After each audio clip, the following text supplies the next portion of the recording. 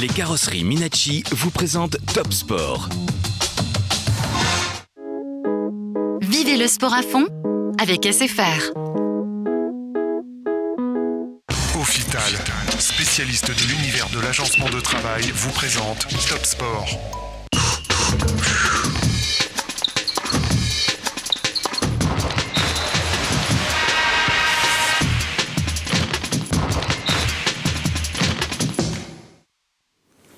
Bonsoir, on vous a manqué, vous nous avez manqué également. On se retrouve donc pour cette première émission de l'année. Une émission au cours de laquelle nous allons essayer de parler de tous les sports qui sont à la mode actuellement, en particulier avec Hervé Is de la gymnastique. Il nous a permis d'assister à un gala de très grande qualité à la fin de l'année 2012. Bonsoir Hervé. Bonsoir. À côté de Hervé Is, Aurélie Apavou, qui est l'élément féminin de cette émission. Aurélie Apavou, qu'on ne présente plus. Elle est venue plusieurs fois dans notre émission avec son digne pendant, Jean-Luc Vedapodagom. Ne vous inquiétez pas, il est là, dans les coulisses. Pour l'instant, il n'y a pas de place pour lui. Là, tout à l'heure, il viendra. Et elle va nous parler, bien sûr, de sa spécialité dans le karaté, avec une multitude de titres de champion de France. C'est vraiment une brochette de titres que La Réunion a décroché la semaine dernière. Et puis, on ne commence pas l'année de football sans parler de la Saint-Pierroise, parce que tous les ans, c'est le buzz avec Saint-Pierre. Et avec cette année, c'est David Amiel qui va nous parler de la Saint-Pierroise. Pourquoi la Saint-Pierroise ? Bien parce que, comme aux Galeries Lafayette, il se passe toujours quelque chose à la Saint-Pierroise. Voilà donc pour les invités de cette émission. Vous avez bien sûr la possibilité de nous appeler, surtout pour nous parler de gymnastique au départ et de football. Pour le karaté, on reparlera dans la deuxième partie de l'émission avec Jean-Luc Vedapodagom et Aurélie Apavou. On va commencer tout de suite par parler de la gymnastique avec Hervé Is, un spectacle de toute première qualité. C'était en fin d'année dernière. Oui, tout à fait. Donc, on a fait un grand spectacle de gymnastique artistique féminine et aussi de gymnastique rythmique en date du 11 janvier 2013, donc c'est très récent. Et ce, grâce à la venue d'un pôle espoir PACA Site de Toulon, qui est un partenaire en métropole, qui accueille des jeunes filles âgées de 11 à 14 ans, qui sont dans le moule pour être à la base formés et aller au JO de Rio de Janeiro 2016. Donc c'est un peu la trame qui se fait pour ces jeunes filles. Alors pourquoi le Pôle Espoir Toulon ? Parce que depuis 3-4 ans, donc, nous avons un partenariat amical et sportif avec ce pôle qui accueille, alors pour information, 3 réunionnaises sur 9 gymnastes, donc, et dont 2 du Saint-Denis Gym Réunion. Et toutes ces jeunes filles-là, âgées entre aujourd'hui 13, 12 et 14 ans, 2 d'entre elles iront, je l'espère pour elles, certainement, au Rio de Janeiro en 2016. Voilà, bon, avant. Ce que je vous propose, Hervé Is, donc vous nous dites que le tiers de la population de ce pôle espoir, le tiers est réunionnais, en quelque sorte. 3 sur 9, ça fait le tiers. Hein.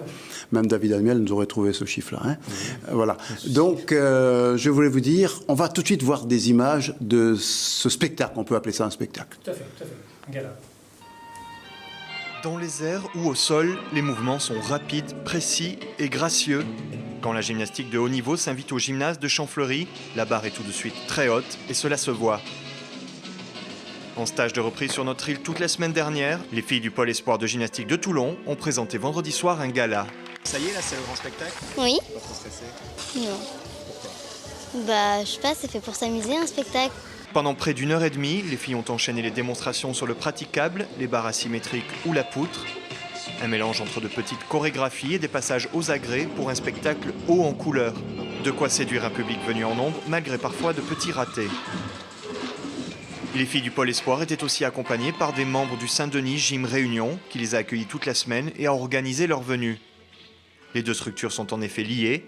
Parmi les 3 réunionnaises qui ont intégré le Pôle Espoir de Toulon, 2, Loane Is et Océane Posé, sont issues du club dionysien. Pour nous, c'est un juste retour vis-à-vis des clubs qui jouent le jeu, nous envoyer des jeunes gymnastes. C'est pas facile pour elles parce qu'elles sont jeunes, c'est très très loin. Et voilà, c'est un juste retour pour nous de venir les voir dans leur île. Et venir en stage sur l'île était aussi l'occasion pour les filles de faire un peu de tourisme. Après une semaine de gymnastique mais aussi de visite, le bilan du séjour est plutôt bon. C'était super beau, c'est un endroit magnifique et on a été super bien accueillis par nos familles et par les gens du gymnase. Et pour faire un joli clin d'œil à notre île, les filles ont organisé une démonstration un peu spéciale. Des saltos en tenue folklorique créole. De quoi clôturer en beauté le gala avant que les filles ne repartent pour la métropole. En tout cas, c'était un gala de très grande qualité. Le public qui était venu assez nombreux, puisque c'était sur invitation, a répondu présent à toutes les sollicitations de ces organisateurs, RVIS en particulier. Et puis, on attend toujours des appels pour cette belle épreuve de gymnastique et pour savoir comment faire pour faire de la gymnastique. C'est le cas de le dire. Alors, je vous pose la question, avant que les appels vous posent la même question. Comment devenir gymnaste dans votre club ? Saint-Denis Gymnase Club. Alors c'est simple, c'est vrai que là le gala montre le très haut niveau, mais avant d'arriver à ce niveau-là, bien sûr on commence la gymnastique dès l'âge de 2 ans. La détection. La détection, baby gym, au même titre que la natation on peut le faire en bébé nageur, eh bien c'est une activité qu'on pratique dès l'âge de 2 ans. Pendant 3 ans on appelle ça la baby gym. Ensuite, au-delà de 5 ans, on est dans la gymnastique loisir, où là, on commence à œuvrer sur les agrès. Alors, les agrès, c'est quoi ? Il y en a 6 pour les garçons et il y en a 4 pour les filles. Et là, on parle de la poutre, du sol, du saut, des barres asymétriques, des barres fixes, du cheval d'arçon. Voilà, toutes ces activités, tous ces agrès qui permettent à l'enfant de développer son esprit gymnique et sportif. Et donc, dès l'âge de 2 ans, on peut le commencer. Aurélie Apavou, vous avez fait de la gymnastique ? Oui, j'en ai fait 4 ans, entre 9 et 13 ans. C'est une base pour faire du karaté ensuite ? C'est un atout au niveau de la souplesse. La souplesse, c'est un grand atout en karaté. Et donc, c'est vrai que un des avantages de la gym, je pense pour tous les sports, c'est la souplesse. On a un appel en ce qui concerne sans doute la gymnastique. Bonsoir. Oui, bonsoir, James Ducobu de la Possession. Oui. Je voulais savoir quel est l'avenir de la gymnastique à Saint-Denis. RVIS vous répondra tout de suite. L'avenir de la gymnastique à Saint-Denis, elle est vraie dans la gymnastique artistique féminine, elle est vraie dans la gymnastique rythmique, la gymnastique acrobatique. Alors tout ça, c'est un peu peut-être étrange pour chacun qui ne connaît pas la gymnastique, mais c'est vrai que la gymnastique, on œuvre sur diverses activités. Et on peut dire aujourd'hui, là où on pêche aujourd'hui, c'est la gymnastique artistique masculine. C'est vrai au niveau régional, au niveau de Saint-Denis, mais c'est vrai au niveau national. Manifestement, la gymnastique est préférée par les filles que les garçons. Donc c'est un vecteur qu'on doit développer de manière sérieuse. Vous allez pousser vers les garçons ? On va pousser vers les garçons, mais pour pousser vers les garçons, c'est pas généralement faute d'avoir des licenciés ou des jeunes garçons, c'est faute d'avoir des entraîneurs. Et là, c'est un vrai dilemme. Pour entraîner, il faut les entraîneurs. Les entraîneurs préfèrent les filles ? Les entraîneurs, même garçons, entraînent souvent des filles. C'est pas louche, ça ? Je pense pas, du moins je l'espère pas, du moins. On fait attention. On a répondu à votre question, monsieur ? Oui, merci beaucoup. C'est nous qui vous remercions. En tout cas, un élément qui peut être intéressant pour la gymnastique masculine, David Amiel, parce qu'avec la Saint-Pierroise, il y a beaucoup de contorsions. Oui, et puis il y a beaucoup d'entraîneurs aussi qui sont passés. Voilà, il y a beaucoup d'entraîneurs qui cherchaient des entraîneurs, donc on va peut-être leur fournir des entraîneurs. On cherchait la liaison pour venir vers le foot. C'est effectivement avec Saint-Pierre, tous les ans, il y a beaucoup de gymnastique. Donc, mettez-vous en rapport avec RVIS après l'émission. On va vous faire une petite surprise RVIS avec le second sujet, toujours sur la gymnastique. On va le regarder ensemble. Aux barres asymétriques, sur la poutre ou au sol, Loane est à l'aise partout.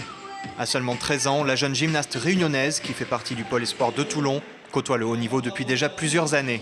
De retour sur son île à l'occasion d'un stage d'une semaine au gymnase de Champfleury avec le pôle, organisé par son ancien club le Saint-Denis Gym Réunion, Loane a pu montrer tout son talent lors d'un gala. Réunissant les filles du pôle espoir et quelques gymnastes dionysiennes, ce gala a permis à Loane de retrouver à la fois les installations qui l'ont vu grandir et ses anciennes copines. Ça fait plaisir, on retrouve un peu ce qu'on avait avant. Les copines du club avec qui on s'entraînait, voir comment elles ont progressé, elles aussi. Une ambiance qui lui a rappelé l'époque où elle évoluait encore au club, quand elle participait à ses premières compétitions en métropole, mais surtout quand l'occasion s'est présentée d'intégrer le pôle. Quand j'ai fait les championnats de France à Albertville, il y avait le pôle de Toulon qui tournait avec moi et ils m'ont demandé si si ça me plairait de venir en haut niveau à Toulon. Et donc, qu'est-ce que tu as répondu? De suite, oui. Depuis 2 ans et demi que Loane a intégré le pôle espoir de Toulon, son rythme d'entraînement a changé du tout au tout. À raison de 6 heures par jour, les exigences sont différentes. Il y a plus d'heures d'entraînement et c'est plus dur. La muscu, on n'en faisait pas du tout, enfin pas vraiment beaucoup avant, alors que maintenant on en fait au moins tous les jours. Après, on fait 2 sessions de barre, 2 sessions de poutre. Avec un tel rythme, les vacances étaient donc les bienvenues, surtout quand elles permettent de rentrer sur son île en plein été austral. Ça fait reprendre un peu la chaleur, des forces pour revenir. Avec la fin du stage et des vacances, Loane est désormais rentrée en métropole. Championnat de France, d'Europe ou du monde, les échéances ne manquent pas dans les mois ou années qui arrivent. Mais pour toutes les filles du pôle, un seul objectif se démarque d'entre tous, une qualification pour les prochains Jeux Olympiques à Rio de Janeiro en 2016. Bravo! Voilà RVI, c'est la surprise qu'on voulait vous concocter, à savoir Loane Is, qui est votre fille, et qui fait partie des 3 réunionnaises du pôle de Toulon. Elle a 12 ans et demi, 13 ans. Elle est partie il y a 3 ans. Comment ça se vit, cette déchirure, ce départ pour les parents? Alors, je ne vais pas utiliser le mot déchirure, mais manifestement, je dirais que c'est plus dur pour les parents que pour la fille. Et c'est tant mieux comme ça, on est adulte, et du moins qu'elle vit sa passion. Et on l'a entendu, le jour où on lui a proposé de venir à Toulon, elle a dit oui tout de suite. Donc, voilà. Et aujourd'hui, c'est toujours le cas. Tant que, je dirais, ça ira dans ce sens-là, on la suivra et on la motivera dans cet esprit-là. Mais voilà, le jour où la passion n'existera plus, je pense que voilà, elle arrêtera peut-être, mais c'est pas le but. David Amiel avait une question à poser. Oui, en fait, Loane passe 6 heures par jour d'entraînement. Et je voulais savoir si elle avait le temps de faire ses études, ses devoirs, parce qu'elle a quand même 13 ans, donc elle est quand même dans... Oui, bien sûr. Alors, ils font environ 25 à 30 heures de gym par semaine. Et je dirais qu'ils en font des fois 1 fois ou 2 fois par jour. Et je dirais qu'on est un peu dans l'esprit du karaté. C'est-à-dire que la gymnastique, avant tout, ça a été fait par des militaires. Et le karaté, je ne sais pas si c'est pas des militaires, mais on a aussi de la rigueur, on a des saluts, on rentre sur un praticable, on salue les entraîneurs.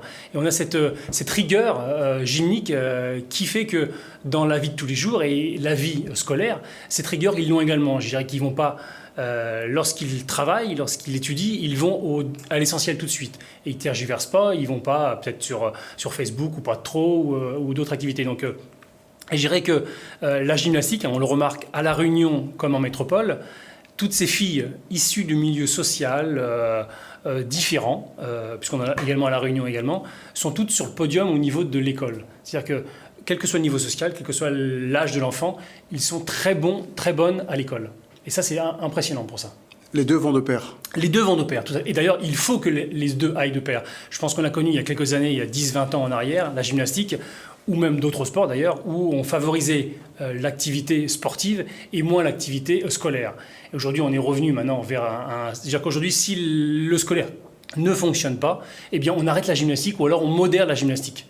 Et ça, c'est un élément essentiel. Pourquoi 33% de Réunionnaises dans ce pôle? Ça veut dire que le Réunionnais a des prédispositions pour la gymnastique? Alors, oui, le Réunionnais, il y a un vrai vivier à La Réunion. Je pense au Casimir, au Teza. Voilà, on a eu bien sûr Patrice Casimir, Elvire Teza, Nelly Ramassamy, d'ailleurs, qui était parrain et marraine du gala. Oui. Pour que ces filles réunionnaises, en l'occurrence les 3 réunionnaises qu'on nous a vues, il faut aussi des entraîneurs. Et moi, je rebondis sur 2 entraîneurs pour le Saint-Denis Gym Réunion, entre Loane et Océane Posé, qui ont été détectés par les gens de Toulon. Avant tout, ils ont été formés dès l'âge de 6 ans par les entraîneurs réunionnais. En l'occurrence, c'était Gérard Bajard ici, pour le Saint-Denis Gym Réunion. Et sur le port, puisqu'il y a Mathilde Dezolvo, qui était également au Pôle Espoir Toulon, et qui était détectée et formée par Philippe Noël. Voilà, donc tous ces jeunes, avant tout, il faut qu'ils aient des bons entraîneurs à la base. Et ça, dès l'âge de 6 ans. Et puis au port, ils ont la chance quand même d'avoir Gisèle Maillot, qui est quand même la référence. En effet, Gisèle Maillot est au moins de 25 ou 30 ans dans la gymnastique. Moi, je suis encore un novice, je suis seulement depuis 10 ans. Elle n'a pas perdu son accent toulousain. Non, étonnant, c'est vrai. Elle est très présente dans la gymnastique au niveau de la fédération. En tout cas, ça se présente également sur nos plateaux dans les semaines qui viennent pour parler d'autre chose, pour parler de la venue d'une craque métropolitaine. Voilà, d'une référente destinée à la formation au niveau de la fédération qui s'appelle Madame André-Antoine. Donc voilà, cette dame œuvre sur l'ensemble de la gymnastique française et métropolitaine. Et elle sera là avec nous, avec Gisèle Maillot, dans quelques semaines. Très bien. Donc la gymnastique réunionnaise se porte bien. Le Pôle Espoir de Toulon tient essentiellement par les Réunionnais. Que demander de plus ? Que nos Réunionnais et Réunionnaises poursuivent la gymnastique. Et pour parler du Saint-Denis-Réunion, parce qu'avant tout, je suis aussi pour ça. Aujourd'hui, nous sommes le 6e club français de gymnastique sur 1500. Donc c'est important de le savoir. On a plus de 1085 licenciés. On parlait d'entraîneurs tout à l'heure avec le football. Il y a 14 entraîneurs. Et donc c'est une vraie usine, des gens qui sont bénévoles, des gens qui sont vacataires ou des gens qui sont salariés. Voilà. Avec bien sûr nos partenaires publics et privés qui nous aident.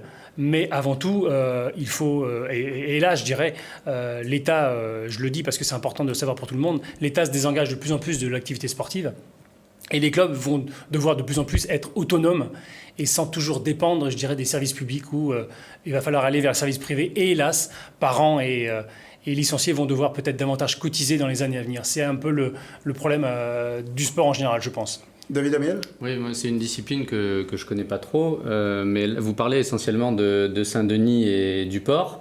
Oui. Et je voulais savoir si sur Saint-Pierre, il y a des jeunes qui émergent, comment se passe, je dirais, l'organisation au niveau du club à Saint-Pierre, s'il y en a un. Alors à Saint-Pierre, il y a un club, mais je dirais, voilà, on n'a pas la gymnastique saint-pierroise ne se développe pas parce qu'il n'y a pas une volonté, je dirais, politique de le développer. Avant tout, on parle des partenaires publics. En l'occurrence, moi, c'est la ville de Saint-Denis, mais le port, c'est le port.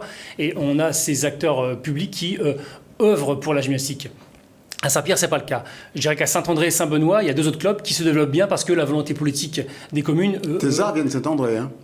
Tout à fait. Donc, voilà, et à Saint-Pierre, c'est le grand dilemme, c'est qu'on n'a pas de volonté, donc manque de complexes, manque de matériel, et naturellement, sans tout ça, on ne peut rien faire. C'est tout pour le football, là, en fait, là-bas, non, Saint-Pierre ? Peut-être que oui, peut-être que non. C'est un malheureux constat qu'on peut faire, mais maintenant, je veux dire, il y a des politiques qui sont en place et qui décident des orientations Écoutez, vous générales. irez en dire 2 petits mots demain à Michel Fontaine pour tout cela. Voilà donc pour la gymnastique. En tout cas, Hervé Is, vous revenez quand vous voulez pour nous parler de gymnastique et surtout pour nous présenter ce genre de spectacle qui a été d'excellente qualité. Nous essaierons de le refaire chaque année, si possible. Même plus, si vous voulez. Même plus, si...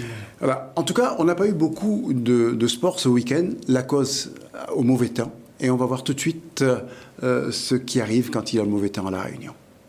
Si Doumilé était passé plus près il y a un mois, Félingue n'en a pas moins provoqué lui aussi de grosses perturbations climatiques. À cause des fortes pluies et des conditions de circulation difficiles, le week-end sportif a été sérieusement tronqué, pour ne pas dire totalement vide. À commencer par les sports collectifs.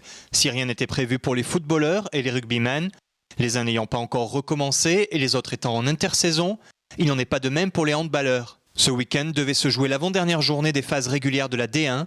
Tous les matchs ont été reportés à une date ultérieure et le suspense devrait durer au moins une semaine de plus. Pour les volleyeurs moins avancés dans leur saison, tous les matchs ont été reportés en fin de calendrier au mois de mars. Même chose pour les poules élites et de maintien en basket. Côté course de nature, c'est le VTT qui fait un faux départ. Pour cause d'inondation de la plaine des Cafres, la première étape du Trophée Scott Cross Country 2013 n'a pas pu se dérouler ce dimanche matin.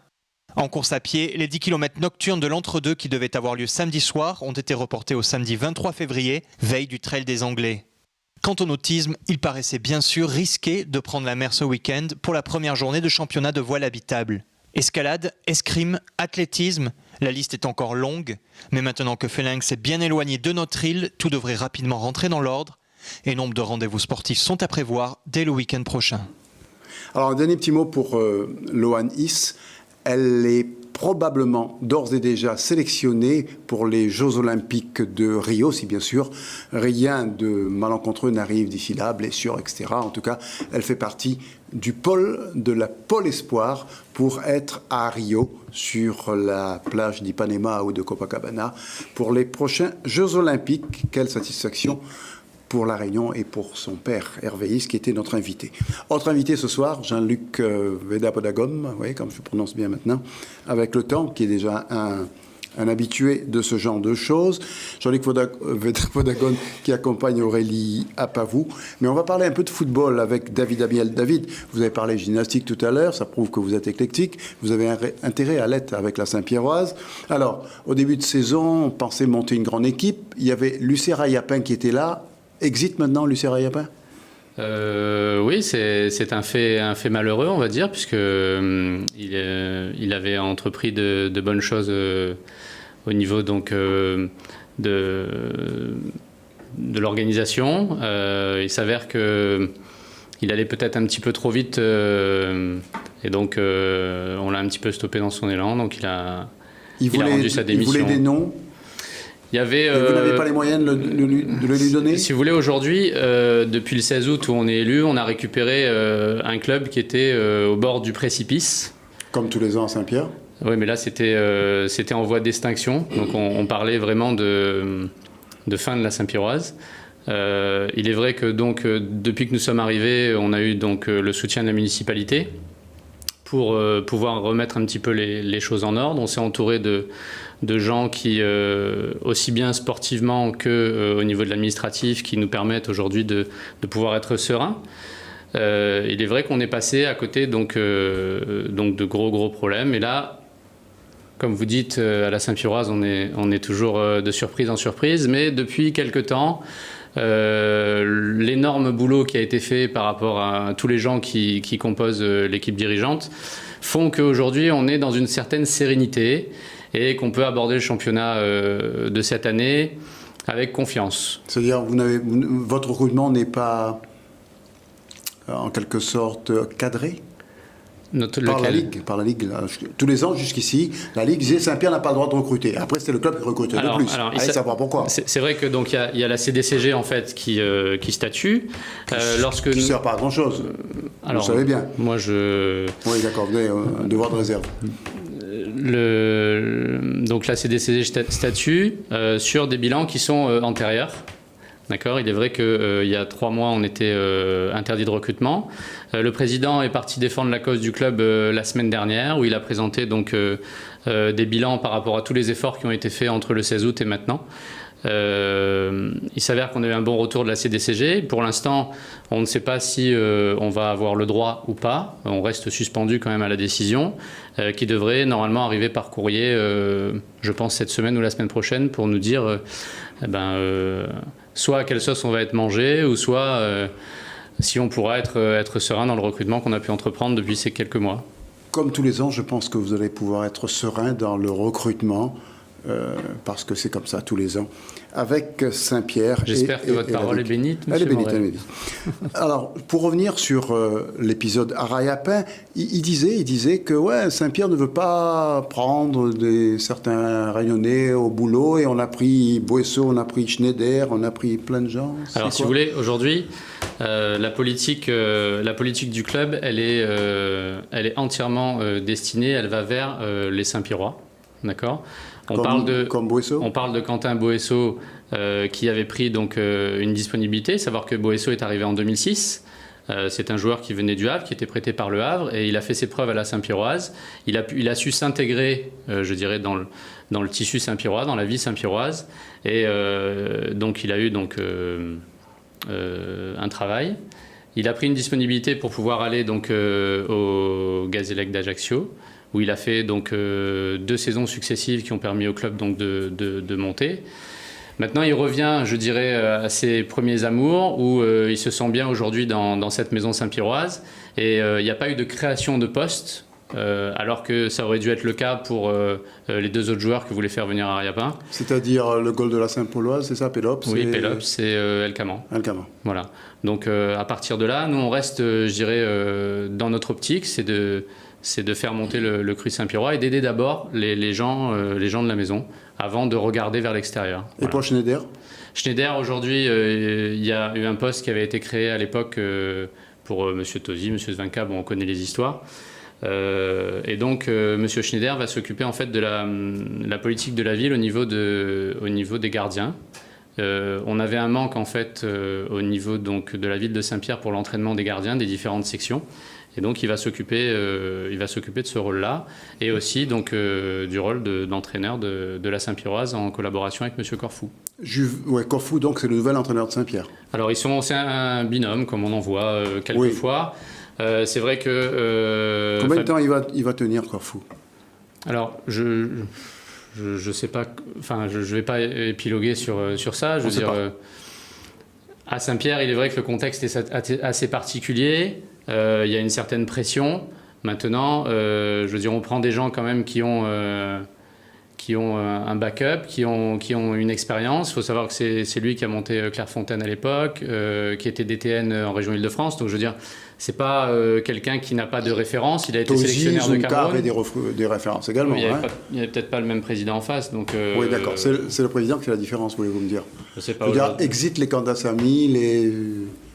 Aujourd'hui, si vous voulez... C'est Joe Amiel, le président. Aujourd'hui, c'est Joe Amiel, le président. Peu, ouais. Et Joe Amiel laisse le staff technique travailler en toute sérénité. Et il s'occupe plutôt des affaires administratives du club et de remettre un peu cette GSSP sur les rails au niveau financier déjà.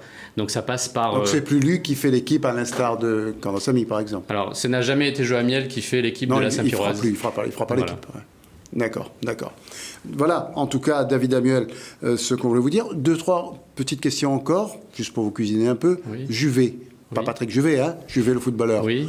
Il vient à Saint-Pierre? Juvet est à Saint-Pierre, il s'entraîne avec nous actuellement. Donc, il n'y a aucun souci, je ne vois pas pourquoi on parle de ce dossier. Les mauvaises langues disent qu'il partirait du côté de Saint-Louis. Les mauvaises langues, hein? C'est peut-être des mauvaises langues, mais nous, on a Juvet qui est chez nous, on n'a aucun souci avec Juvet. Il est revenu de Madagascar, je l'ai eu au téléphone juste avant qu'il revienne de Madagascar, et il s'entraîne aujourd'hui avec la Saint-Pierroise. Il y a 3 semaines, vous m'avez dit que vous avez eu au téléphone, vous ou Joe Amiel, vous venez d'avoir au téléphone Velex, qu'il allait venir, et puis la ligne a dû être coupée parce que Velex n'est pas venu. Non, mais là, il est là, Juvet, en l'occurrence. Ouais, d'accord. Il s'entraîne avec nous. Tous les jours. Vous l'avez eu au téléphone? Non, mais il est là. Il s'entraîne. Il s'entraîne pour l'instant avec vous? Non, mais il est là. Il fait partie de l'équipe de 2013. Et dans les départs, Michel Fontaine? Oui, c'était prévu? C'est un coup dur? Non, c'était pas prévu. C'était pas prévu. Il a fallu qu'on réagisse quand même assez vite. C'est vrai qu'on a été un petit peu pris de court. On perd un très très gros élément sur l'équipe de 2013. Maintenant, on va voir comment les choses vont avancer par rapport à la nouvelle équipe qu'on a. Vous travaillez avec Agathe, puisque c'est Agathe qui l'a fait partir Non, on ne travaille pas avec Agathe, mais Didier Agathe envoie des joueurs donc à l'étranger. Après, c'est le choix du joueur. Nous, s'il a une opportunité. Voilà. Nous, on n'a pas la main mise, en fait. D'accord. Donc là, il va signer en 4e division anglaise, ce qui correspond à la 5e division. Hein. À Fleetwood, je crois. Par exemple. Donc, de la banlieue de Blackpool. Ça devait être Sunderland. Ouais, pourquoi pas Manchester? Maintenant, je pense qu'il fait le bon choix parce qu'il démarre sur un club, on va dire, qui est un peu moins coté, mais ça va lui permettre déjà de prendre des repères, de s'habituer au froid, parce qu'en ce moment, il fait un petit peu froid. Il nous disait qu'il est obligé de s'entraîner peut-être en doudoune. Donc voilà, déjà qu'il s'adapte déjà à l'endroit. Après, on verra. Voilà, le football, il sait le faire. Donc ça, c'est pas un souci en termes de technique, mais déjà qu'il s'adapte à l'environnement, au froid, le fait qu'il ait pas ses copains avec lui. Donc ça va être un petit peu délicat, je pense, et c'est là-dessus qu'il va falloir qu'il soit très fort. Voilà, on reparlera de football sans doute au cours de cette émission. Là, on va parler de karaté.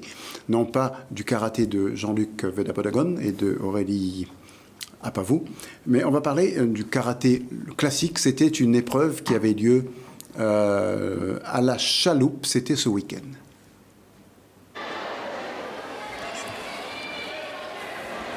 Vous connaissez ce jeu de karaté? Vous avez commencé par ça, Jean-Luc Vedapodagon?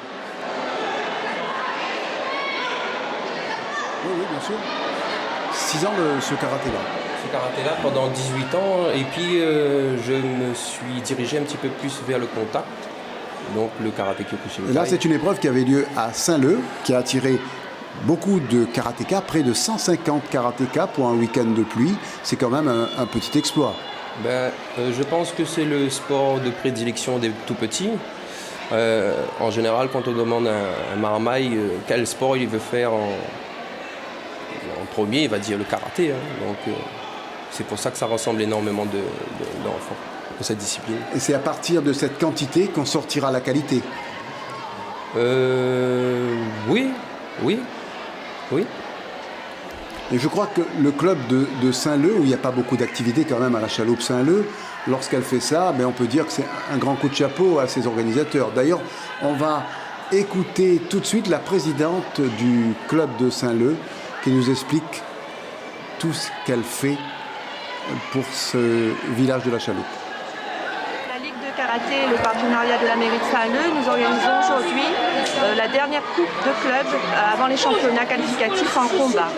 Donc je suis très très heureuse par rapport au nombre de participants. Ils ont répondu présent, je pense qu'ils se préparent bien pour les qualifications, pour les championnats, on va dire. On compte 140 inscrits qui viennent un peu dans tous les clubs de l'île. Heureusement, par rapport à la météo, Félingue est parti et la route du littoral était ouverte. Donc tout le monde a pu répondre présent aujourd'hui. Donc voilà, très bonne présence et très bonne compétition, on va dire. Voilà donc ce que nous a dit la présidente de ce club de Saint-Leu. Donc une manifestation, on le répète, Jean-Luc Vaudabalagon, qui a attiré quand même une bonne chambrée. Une bonne chambrée. Aurélie Apavou, vous êtes de mon avis. Oui, tout à fait. Et on peut dire que ce que vous allez nous présenter tout à l'heure en ce qui concerne vos épreuves de karaté à vous, c'est un peu différent de ce qui se passe là. Le Kyokushinkai, c'est un autre style. Là, ce sont des combats en Shotokan. Donc le Kyokushinkai, ça, à part le kimono, on peut dire que ça n'a rien à voir. L'autre est quand même plus explosif. C'est deux styles totalement différents. L'objectif n'est pas le même. Vous avez commencé par ce karaté-là aussi ? Non, moi j'en ai pas fait. J'ai commencé directement par le Kyokushinkai. Vous n'êtes pas passé par la case départ. Ça, parce qu'il n'y a pas besoin de... C'est pas une case départ... forcé. Avant, il n'y avait pas de Kyokushinkai à La Réunion, donc ceux qui étaient attirés par le karaté passaient par le Shotokan, mais dans d'autres pays, les combattants Kyokushinkai ne commencent pas forcément par le Shotokan. Au Japon, la discipline reine, c'est le Kyokushinkai, et même dans le monde, on voit qu'il y a plus de pratiquants de Kyokushinkai que de Shotokan, donc non, c'est pas la voie obligatoire. Vous avez trusté les titres donc le week-end dernier en métropole avec votre karaté à vous, mais comme on est en train en quelque sorte, de ressortir ces images-là, on a les images de ce que vous nous avez présenté et on va les regarder tout de suite avec les commentaires de vous-même et de Jean-Luc. Alors là, ça se passe. Alors là, c'est la finale des juniors filles moins de 55 kilos. Donc pour rappeler à ceux qui ne connaissent pas le Kyokushinkai, c'est un karaté au KO. Donc les coups sont portés réellement. Donc là, la ceinture noire que vous voyez de dos, c'est Ludivine Vedapodagom. Donc c'est la fille de son père ? C'est la fille de son père, exactement. Donc c'est sa finale qu'elle a remportée.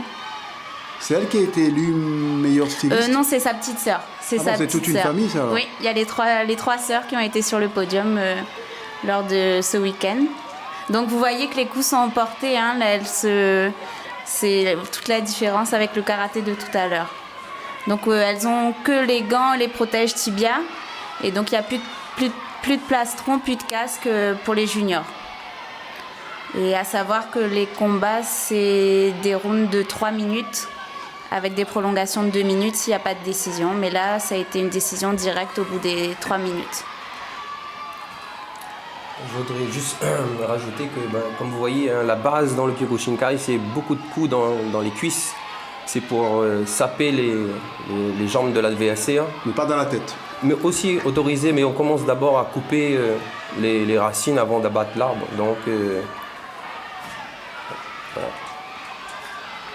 Donc là, Ludivine fait une petite accélération pour faire la différence, parce que souvent les combattants sont très proches dans les techniques et en général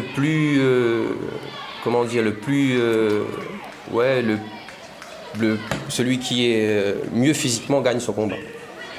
Là, on a la finale des moins de 65 avec le Réunionnais en vert, Brandon. Dans toutes les finales, il y avait un Réunionnais ou presque ? Dans toutes les finales ou presque. À savoir qu'on a pris les 2 podiums un peu convoités des juniors, parce que c'est la grosse catégorie. Et rien d'en parler, j'ai encore des frissons, parce que quand on monte à Paris, c'est pas pour rien, parce qu'il y a un engagement financier des parents. un engagement des marmailles parce qu'on a commencé la préparation au mois de novembre, mais ils n'ont pas eu leur Noël comme qu'il faut. Les vacances, on s'entraînait 2h30 par jour, ça nous faisait 6 entraînements six entraînements par semaine à 2h30. Et ben voilà, le déplacement, quand on y va à Paris, c'est pour gagner et pas pour faire de la démonstration, sinon on reste à Paris. Enfin, on reste à La Réunion. Ouais.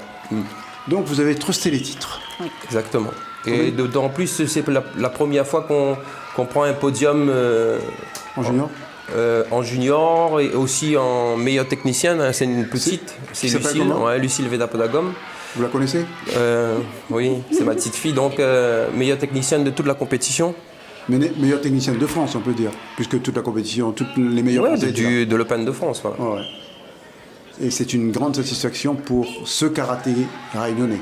Oui, c'est une grande satisfaction pour nous, pour notre dojo, parce qu'il y a un gros travail derrière des parents. Et là, on voit la finale, Tom Souyer. Et vous voyez, la catégorie est quand même assez large. Tom Souyer, c'est lequel? C'est le ceinture marron. Ouais. C'est le Réunionnais. Hein. À savoir que ce sont des cadets, donc ils ont 13, 14 ans. Ouais. Voilà. 13, donc 14, c'est déjà un 14, 15. Et là, c'est moins de 60. Tom, lui, il fait 54 kilos. Il combat contre le jeune là qui fait 60 kilos. Vous voyez un peu la différence du poids. Il met une tête aussi. Ouais, aussi. Ouais. Donc, la discipline, c'est des catégories de 10 en 10.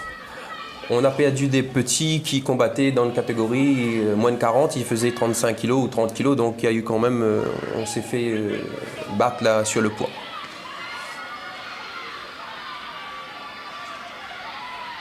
Et à savoir que Tom, il a tout juste 14 ans, et le Coco en face, il a 15 ans. Quoi. On voit quand même qu'il a déjà le système pileux déjà en avance. Déjà développé? Déjà développé, voilà. Et puis c'est une catégorie où ils étaient 30. Avant d'arriver en finale, Tom, il avait déjà fait 3 ou 4 combats. 4 combats, c'était son 5e combat. C'est des très grosses catégories. Quoi. Vous voyez, comme contrairement au karaté traditionnel, tous les coups sont portés, tous les coups. Même chez les poussins, hein, même chez les petites catégories. Ça nous rappelle la vidéo que vous avez présentée une fois où il y avait 2 petits Japonais qui... C'est ça qui a déclenché cette popularité de ce karaté ici. Exactement. Enfin, en tout cas chez nous. Hein. Où vous êtes suivi maintenant pas à pas par Top Sport. Merci, monsieur Morel.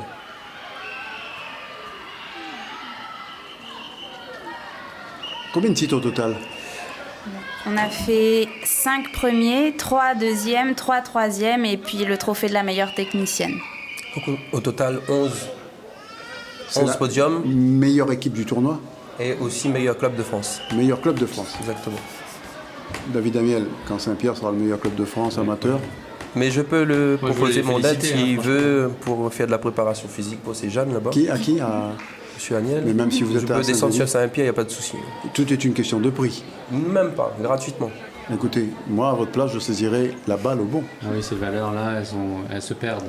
Voilà, mais écoutez, par contre, Jean-Luc Vaudagornon, s'il vous dit ça, c'est que c'est vrai. Merci. Voilà, donc, on n'a pas eu beaucoup d'appels pour Saint-Pierre ou contre Saint-Pierre ce soir, David Amiel, vous avez bloqué les lignes? C'est que tout va bien. C'est que tout va bien. Oui. Pas de nouvelles, bonnes nouvelles? Pas de nouvelles, bonnes nouvelles. Sur le karaté, donc vous pouvez également appeler au 02 62 566 566 et poser toutes les questions que vous voulez à Aurélie Apavou et à Jean-Luc Vedabodagon. S'il n'y a pas d'appel, c'est la faute à Stéphane, bien sûr. Voilà donc pour ce karaté, donc on reviendra dessus tout à l'heure. On va parler maintenant d'une course qu'on appelle la course verticale. C'est dans l'enceinte de l'ONF de Saint-Denis.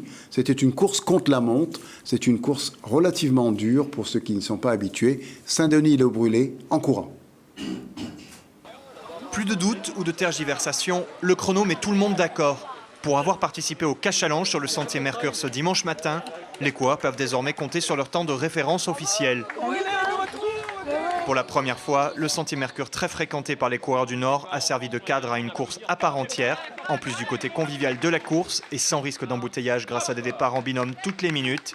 Les coureurs habitués de ce parcours ont pu trouver une dynamique propice au dépassement de soi. Comme je suis sur Saint-Denis, Je fais souvent cette montée-là 2 fois par semaine pour m'échapper un peu de la ville et pour m'aérer.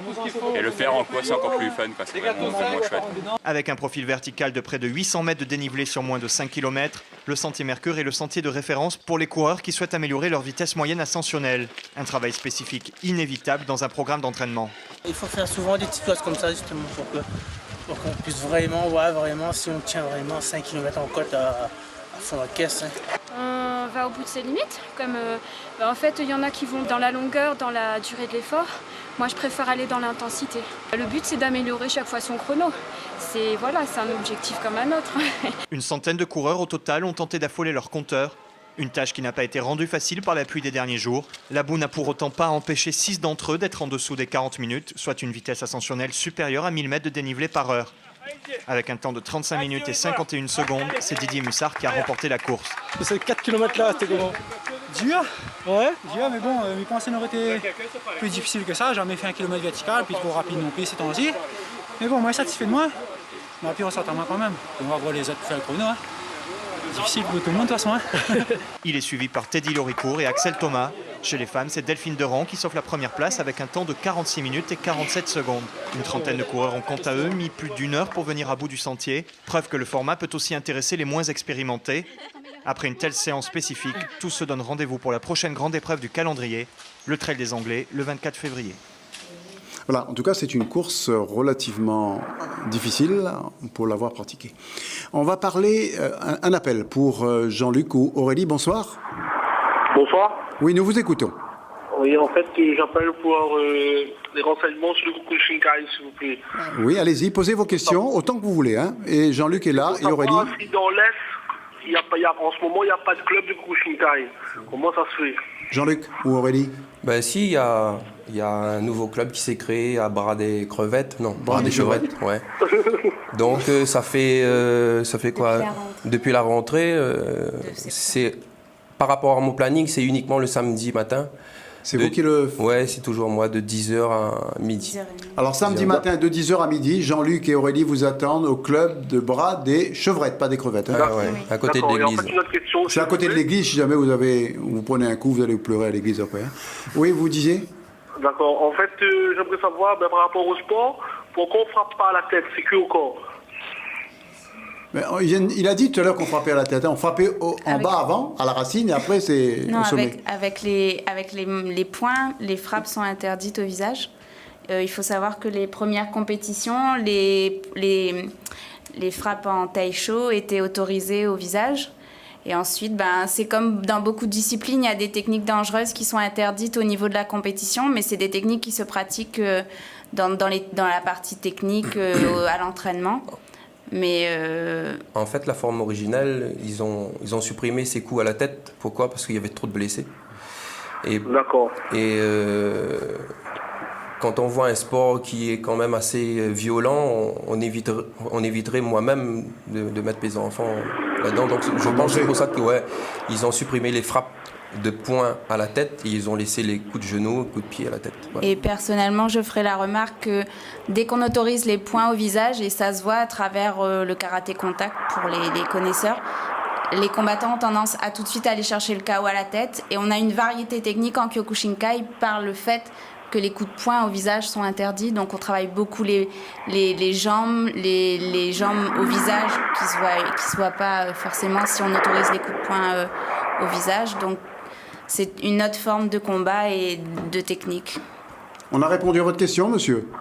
Oui, d'accord. Oui, je suis satisfait. En fait, quand je compare le Kyokushinkai au Muay Thai ou à la boxe Thai, je trouve que c'est pas aussi violent que le Muay Thai et que la boxe Thai, en fait. Je vous inviterai à aller voir sur Internet des combats Kyokushin versus boxe Thai, et je pense que vous changerez d'avis. Et puis, sans faire de pub, Jean-Luc, qui est à côté de moi, a battu un champion du monde de boxe Thai. Donc, c'était qui? C'était Johnny Tangré. C'était du Stade de l'Est, et je l'ai mis KO avec un genou au menton à la deuxième reprise. Et si vous voyez que c'est pas assez violent, venez samedi à 10h. Hein. Non, passez faire une petite prière avant. Et puis, mais juste rajouter les grands champions quand on voit en Muay Thai, notamment chez Michilt, il fait du Kyokushinkai à la base.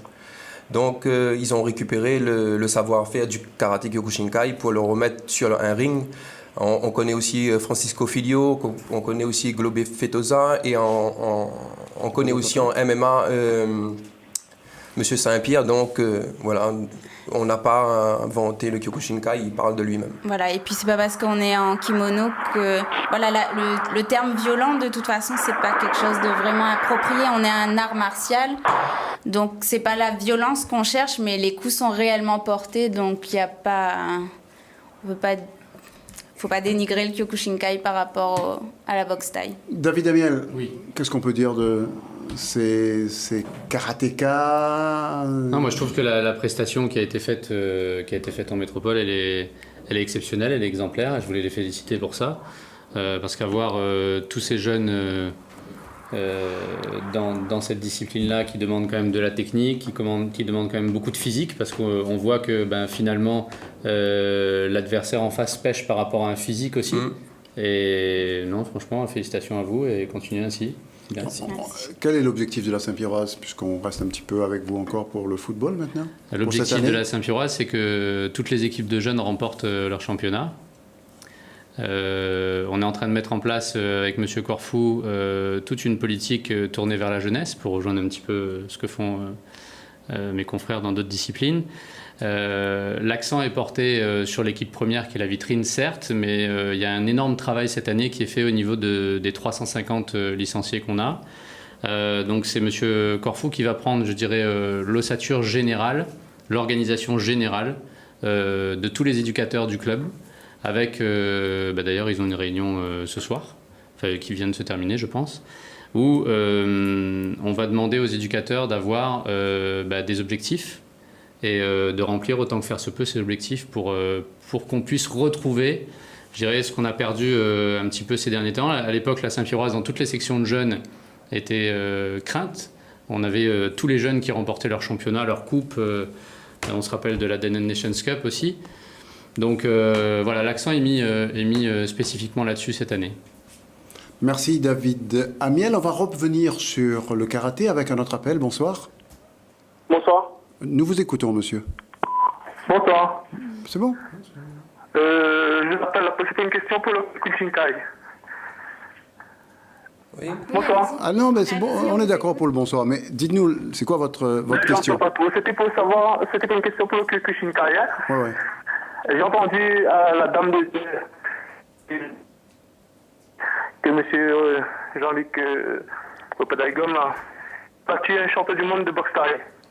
C'était juste pour demander si c'était son même poids, sa catégorie, ou bien s'il a battu un 60 et quelques kilos. Moi, j'aurais bien aimé le voir combattre Fabrice Orion. Est-ce que ce serait possible? Malheureusement pour Fabrice ou Patrice Orion, j'ai déjà pris ma retraite. Et à Johnny Tancré, je lui ai dit que j'avais 7 kilos de plus. Il m'a dit, en créole, hein, m'y prends haut. Oui. Donc, voilà. Et à savoir que à l'époque, quand je faisais la compétition, je combattais Open.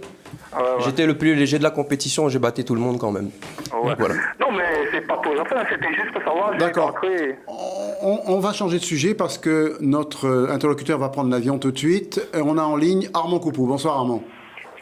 Oui, bonsoir. Bonsoir Yves. On vous laisse prendre l'avion, vous n'avez pas un peu honte, non? Je suis en embarquement, j'ai attendu. Je vous écoute, on peut parler de minutes là. Mais nous aussi, on a attendu que la France batte l'Italie, ce qui serait la moindre des choses, et vous faites battre par des Italiens, ce qui est quand même assez grotesque. Non, mais c'est vrai que hier soir, au banquet, ça a été très difficile pour nous, étant donné qu'on a été deuxième vice-champion du monde, et peut-être en Italie, c'est vrai que c'est rageant. Bon, les joueurs étaient pas dans leur forme, bon, même Dustin était encore, on n'avait pas récupéré ses moyens. Même Patrick n'était pas au niveau, donc il y a eu pas mal de changements, remaniements sur cette équipe-là. Je pense que Philippe Saint-André va revoir ses batteries pour le Pays de Galles le week-end prochain. C'est vrai que c'est un peu gênant pour nous, au niveau communication, pour l'équipe de France. Deuxième fois, mais croyez-moi, comme disait le président hier soir, que l'Italie, il ne faut pas compter plus battre que la France, il faut compter sur eux pour battre l'Irlande et aussi aussi Pays de Galles et l'Écosse. Voilà. Tous les 2 ans, l'Italie, la France se fait battre par l'Italie? Oui. Vous savez, les pôles italiens, comme la plupart des joueurs jouent en France, donc l'équipe de France vient ici, donc c'est une équipe à abattre. Donc, c'est vrai qu'on aurait pu remarquer.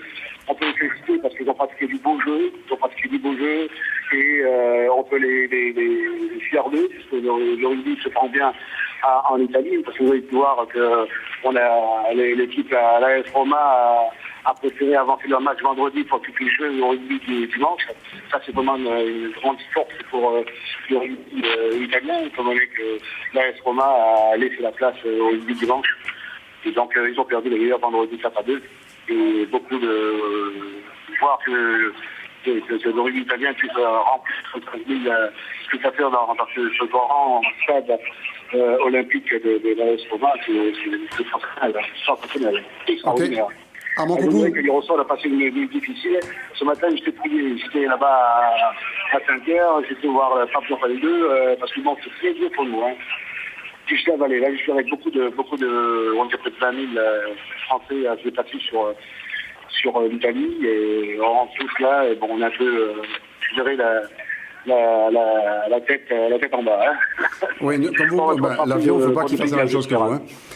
En tout cas, rentrez bien sur Paris, Armand Coupou, et on va recevoir sans doute dans les prochaines semaines le manquant de cette équipe de France, c'est-à-dire le Réunionnais Wenceslas Lorette, qui sera avec nous bientôt, puisqu'il est en rééducation à l'île de la Réunion, pour retrouver sa forme de l'équipe de France. On aura comme invité également dans quelques semaines Georges-Marie Caderby, qui s'occupe des jeunes coureurs, Gisèle Maillot, on l'a dit, Lucera Yapin sans doute la semaine prochaine, ou encore Mylène Sio qui prépare le marathon de Paris. Voilà pour nos prochains invités. Merci beaucoup Armand Coupou. Vous bien sûr, on vous retrouve lundi prochain pour nous dire que la France aura battu Galles la semaine prochaine, c'est ça?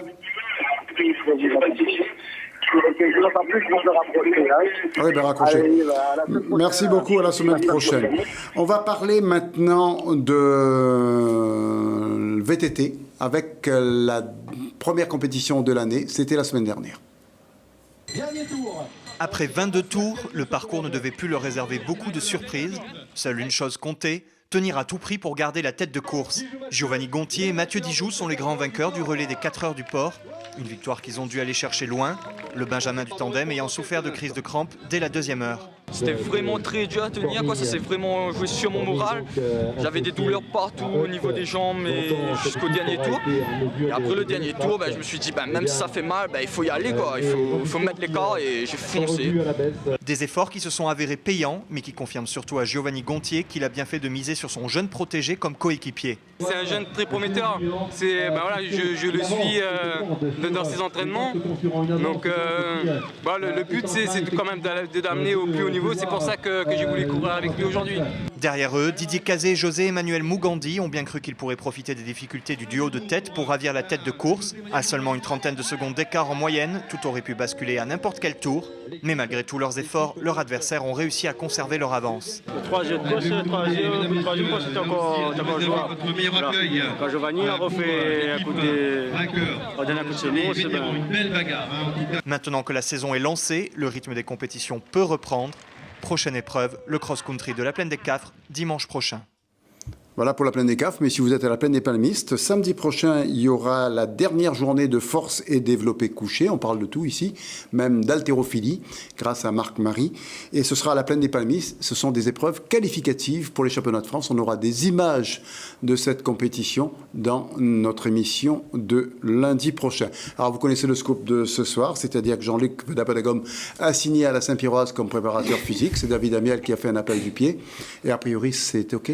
Non, on a déjà un préparateur physique qui s'appelle Bakri Darwesh. Ouais, qui était un bon athlète. Et dont le père était également un excellent athlète. Et Bakri fait en ce moment un très très gros boulot au niveau athlétique. Et je suis assez époustouflé du travail qu'il met en place. Et qui met en place au service de l'équipe. D'après les résultats de la Saint-Pierroise, on verra si vous avez eu raison d'être époustouflé. Il était déjà là en 2008. À l'époque du titre, donc on laisse présager des choses un peu positives.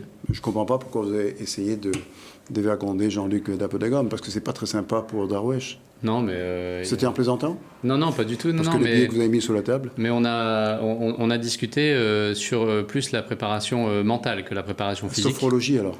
Pas de la sophrologie, je ne sais pas quel terme on va employer, mais je pense que lui, il connaît son métier, il sait préparer ses combattants, et c'est vrai qu'on veut sur le terrain cette année des mangeurs de gazon, il faut qu'ils aient la niaque. Préparez-vous la semaine prochaine à écouter la version de Arayapin. Avec plaisir. Hein, qui sera notre invité. Avec qui on a toujours contact d'ailleurs. Hein. Je veux dire, les ponts ne sont pas coupés. Hein. Ben non, entre Saint-Louis et Saint-Pierre, les ponts sont coupés. Le pont de la rivière Saint-Étienne, en tout cas. Mais il en reste encore un. Voilà, D'accord.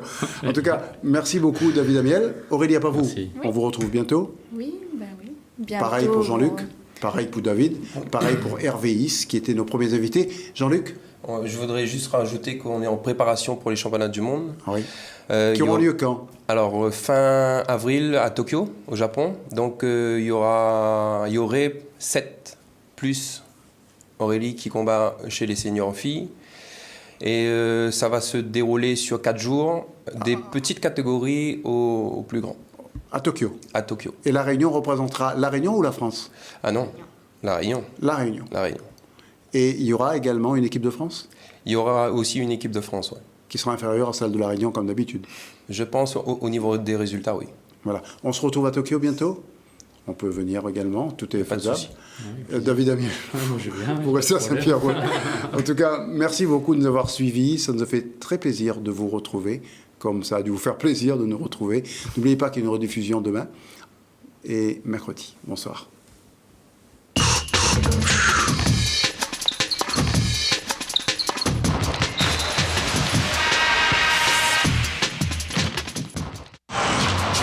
Les carrosseries Minachi vous ont présenté Top Sport. SFR vous a présenté Top Sport. Ophital, spécialiste de l'univers de l'agencement de travail, vous présente Top Sport.